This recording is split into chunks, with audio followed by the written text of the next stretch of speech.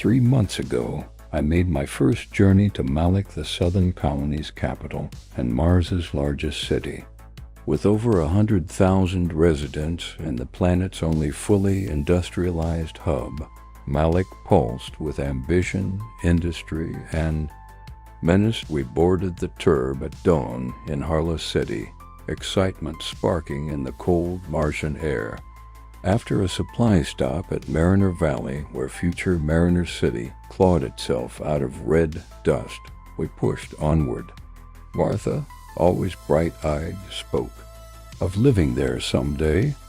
Marcos, smug as ever, made it clear he'd follow her there, with or without an invitation. His words left a bitter taste in my mouth. By the time we reached Malik, my unease had only deepened. The sprawling steel and glass city shimmered like a predator under the thin Martian sun.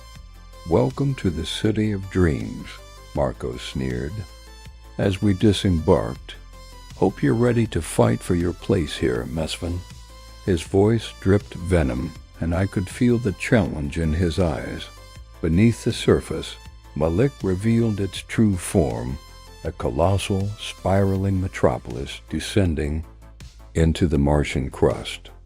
Elevators plunged us past 9 levels of tunnels and bridges, the artificial reservoir glimmering at the bottom like a heart pumping life through steel veins.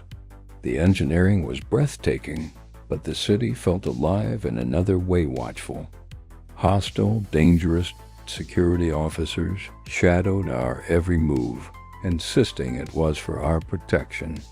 Still, the moment we stepped out of the final shop, I felt it, the prickling heat of being watched.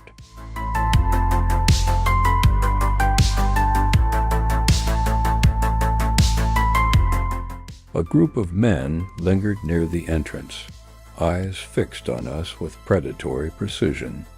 "Martha," I whispered, my pulse spiking, "we need to go." The officers hurried us along, but the strangers followed, weaving through the crowd. Then came the shout, "Stop! Run!" I yelled, seizing Martha's hand. We bolted through a narrow passage, boots pounding against metal. The air was thick with noise, our ragged breaths, pounding footsteps, the echo of pursuit. "Where do we go?" Martha gasped. "Just keep moving."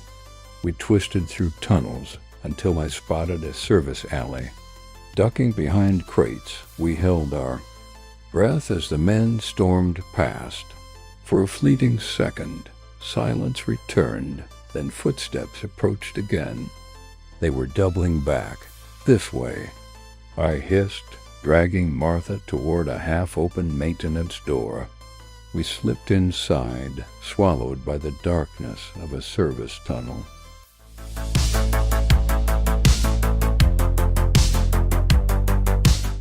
The hum of machinery vibrated through the walls, masking our steps. But behind, the hunters had entered too, the echoes of pursuit closing in like a tightening noose. Adrenaline took over. We sprinted deeper into the labyrinth, the air growing stale and heavy. The tunnels seemed endless, a twisting maze of shadows and dread. My mind screamed with one truth: we had to get out of Malik now. Hours later, just before dawn, we finally reached the surface.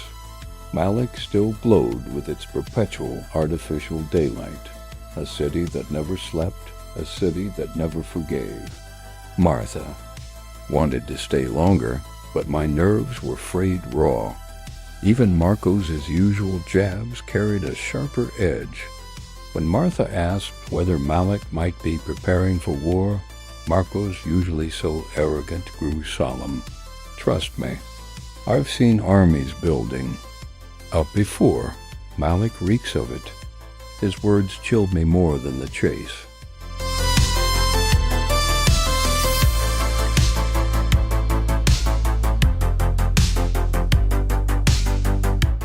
Relief washed over me only when Harlem City's entrance shelter loomed ahead. For the first time, I admitted the truth aloud. Malik is the worst place I've seen since coming to Mars. But respite was fleeting.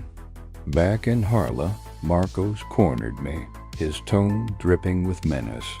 I hear you're chasing after Martha. Just remember, I've got connections.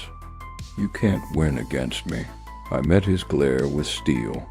Martha isn't a prize, Marcos. She makes her own choices. For the first time, his smirk faltered, replaced by something darker. We'll see about that. He turned away, but his threat lingered like smoke in my lungs as Martha and I walked on. I couldn't shake the feeling. Malik hadn't just been a city. It had been a warning.